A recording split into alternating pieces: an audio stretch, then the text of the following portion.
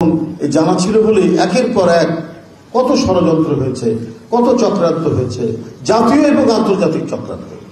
দেশনেত্রী বেগম খালেদা জিয়া তো nationalist leader, এবং ন্যাশনালিস্ট লিডারের যে পরিণতি হয়, যে নিপীড়ন নির্যাতন সহ্য করতে হয়, যেভাবে তাকে নানাভাবে নানা চক্রান্তে আক্রান্ত হতে হয়, সব কিছুই তার উপর দিয়ে হয়েছে, আক্রান্ত তিনি হয়েছেন। কিন্তু এই বড় বড় চক্রান্ত এবং ঘটনাগুলো, এই সমস্যাগুলোকে তিনি পার করে দিতে পেরেছেন। দুইবার অত্যন্ত সাফল্যের সাথে তিনি দেশ পরিচালনা করতে পেরেছেন তার এই স্বচ্ছ দৃষ্টিভঙ্গির জন্য। কি হয়নি? 64টির মধ্যে 23টি জেলা সদরে আপনার বোম ফুটানো হয়েছে। তিনি তখন চীনের সফর বন্ধ করে দিয়ে তিনি চলে এসেছেন, মোকাবেলা করেছেন জঙ্গিত্বের যে উৎপাত, এবং এই জঙ্গি কারা সৃষ্টি করছে না করছে এটা নিয়ে অনেক আলোচনা আছে, অনেক এই বিষয়ে আমাদেরও অনেক তথ্য আছে। কিন্তু তিনি তার এই স্বচ্ছ দৃষ্টিভঙ্গি দিয়ে এটা তিনি মোকাবেলা করেছেন, এবং তার সময় তাদের বিচার হয়েছে, তাদের শাস্তি নিশ্চিত হয়েছে। অথচ এটি নিয়ে কত বিষোদ্গার করেছে শেখ হাসিনা, এবং আন্তর্জাতিক সম্প্রদায়ের কাছে বিদেশে গিয়ে, ফ্রান্সে গিয়ে, আমেরিকায় গিয়ে, জাতিসংঘে গিয়ে বারবার সে ক্ষমতা আসার পরেও এই সমস্ত জঙ্গিবাদের উত্থান, বেগম খালেদা জিয়ার চরিত্র, অমুক তমুক নানা কথা বলেছেন, কিন্তু উনি এটা প্রমাণ করতে পারেননি। বিশ্ব সম্প্রদায়কে তিনি কনভিন্স করতে পারেননি, কিন্তু তিনি বলে গেছেন, অবলীলায় বলে গেছেন।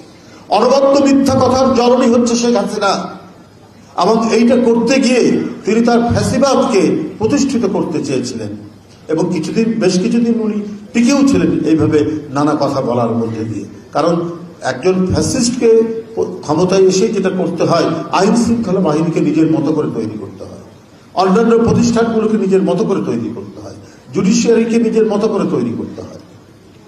তো এই জিনিসগুলো তিনি তৈরি করেছিলেন বলে প্রায় 15-16 বছর তিনি টিকেছিলেন। কিন্তু বেগম খালেদা জিয়া এই কাজগুলো করেননি।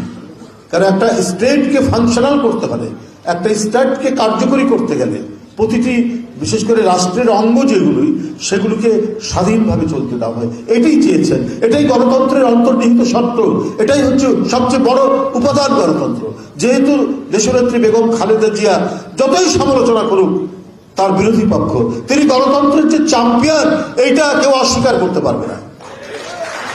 সুতরাং তার মধ্যে গণতন্ত্রের যে মৌলিক শর্তগুলি আছে, সেই শর্তগুলি তো সবসময় সজীব, প্রাণবন্ত এবং জীবন্ত থেকেছে। এই কারণে তিনি জুডিশিয়ারিতে হস্তক্ষেপ করেনি। তিনি প্রধানমন্ত্রী,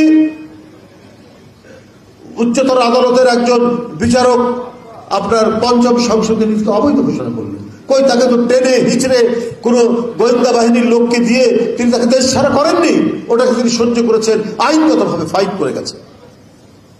যে ৫ম সংশোধনীর মধ্যে আপনার বহুদলীয় গণতন্ত্র এসছে শহীদ রাষ্ট্রপতি জিয়াউর রহমানের সময়, যে ৫ম সংশোধনীর মধ্যে দিয়ে আমরা বহুদলীয় গণতন্ত্র পেয়েছি, সংবাদপত্রের স্বাধীনতা পেয়েছি, সেটাকে অবৈধ ঘোষণা করলেন। তখন ক্ষমতা বেগম খালেদা জিয়া। এটাই তো হচ্ছে গণতন্ত্রের একটা বড় বৈশিষ্ট্য বেগম খালেদা জিয়ার।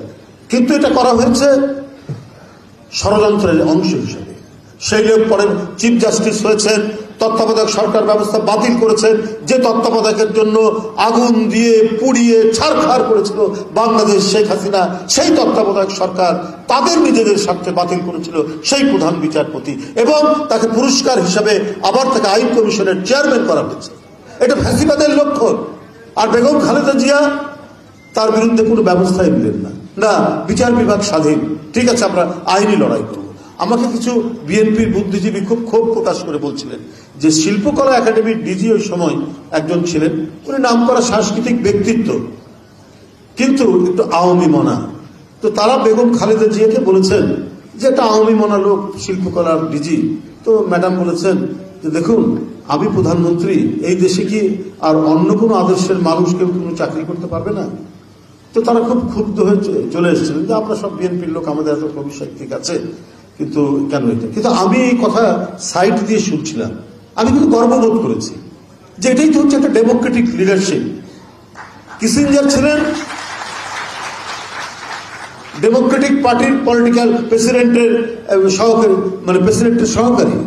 কিন্তু তার যোগ্যতা প্রতিভা খেয়াল করেছিলেন নিক্সন, রিপাবলিকান পার্টি। উনি ফিরে এসে উনি যখন ক্ষমতায় আসলেন, তাকে প্রেসিডেন্টের বিশেষ সহকারী, তিনি তাকে কনভিন্স করে তার ওখানে নিয়েছেন। আমার কাছে তো দেশ বড়, বেগম জিয়ার যে স্লোগানটি আজকে জনপ্রিয়, দলের চেয়ে দেশ বড়, এই দেশ বড়, এটা শেখ হাসিনার মতো আপনার ভণ্ডামির কথা বলতেন না। মুক্তিযুদ্ধের চেতনা বলতে বলতে একেবারে গলায় ঘা করে ফেলেছিল শেখ হাসিনা, অথচ এই মুক্তিযুদ্ধের চেতনা ছিল টাকা পাচার, টাকা হরিলুট, বাংলাদেশ ব্যাংকে একেবারে অতলে নিয়ে যাওয়া এবং দেশকে চিরদিনের জন্য আপনার কি বলে তার স্বাধীনতাকে বন্ধক রাখা ভারতের কাছে, এই কাজগুলো করতেন। কিন্তু বেগম খালেদা জিয়া এই কাজটি করেননি। বেগম খালেদা জিয়া প্রত্যেকটি রাষ্ট্রের প্রতিষ্ঠান স্বয়ংসম্পূর্ণ হোক, স্বাধীন থাক, এই কাজগুলোই করেছিলেন। এটাই হচ্ছে তার সবচেয়ে বড় কৃতিত্ব। এবং সমাজের নানা শ্রেণী পেশার মানুষ থাকবে, নানা মতের মানুষ থাকবে, কিন্তু প্রতিভাবান লোক সে যদি অন্য মতের হয় তাকেও ডিস্টার্ব করা যাবে না। এটাই তো হচ্ছে এক প্রকৃত রাষ্ট্রনায়কের বৈশিষ্ট্য।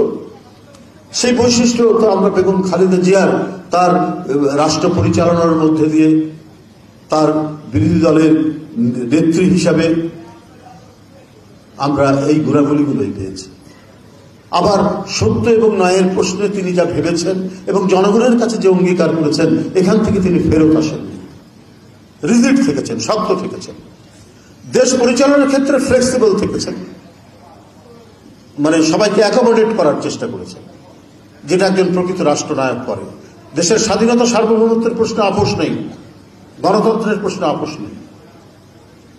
উনি তো বিধ্বংসী আন্দোলন করেছে, কিন্তু তত্ত্বাবধায়ক সরকার ব্যবস্থা মেনে নিয়েছিলেন এবং ওইটার উপরেই তিনি থেকেছেন।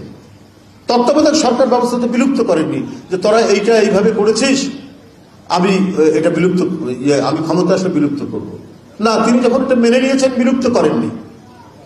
তো একটা গণতান্ত্রিক চিন্তা চেতনার যে মানে তিনি যে ধারণ করতেন নিজের বুকে, এবং সেটা যে সত্যিকার ভাবেই যে ধারণ করতেন, সেটা তার কর্মের মধ্যে দিয়ে, তার জীবনের মধ্যে দিয়ে প্রকাশ করেছেন। আরেকটা হচ্ছে যে আমরা কাছে থেকে তো দেখেছি কি অসাধারণ বৈশিষ্ট্য। কোনদিন তাকে যারা আক্রমণ করছে, কি অশ্লীল কথা বলেছে শেখ হাসিনা সরারদির ময়দানে, আমার মনে আছে কত কিছু নিয়ে বলেছে। বলে আবার নিচে যারা বসে আছে আওয়ামী লীগের নেতাদের, কি আপনারা মিটমিট করে হাসেন কেন, মানে একটা বাজে কথা বলছে দেশনেত্রী বেগম জিয়া সম্পর্কে, অশ্লীল কথা বলছে। আবার উস্কাচ্ছে নেতাদেরকে, মানে একেবারে গ্রাম্য বস্তি বাজে টাইপের মানুষরা যে কাজ করে, যে ধরনের আচরণ করে সেই ধরনের। কিন্তু এর প্রতি উত্তরে আমি কোথাও কখনো কোনো জায়গায় তার কাউন্টারে একটা বাজে কথা, একটা নোংরা কথা উচ্চারণ করতে দেখি।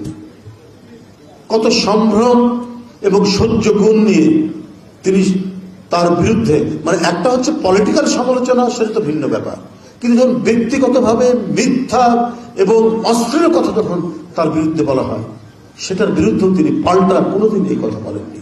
এই কারণেই তো আজকে হাজার হাজার তরুণ বৃদ্ধ তার প্রতি, মানে তিনি যখন অসুস্থ হচ্ছেন, তাকে যখন বন্দিশালা, মানে কি, ওটা তো একটা অন্ধকূপ, পুরনো জেলখানার মধ্যে একটা ভগ্ন স্তূপের ভিতরে তাকে রাখা হয়েছে।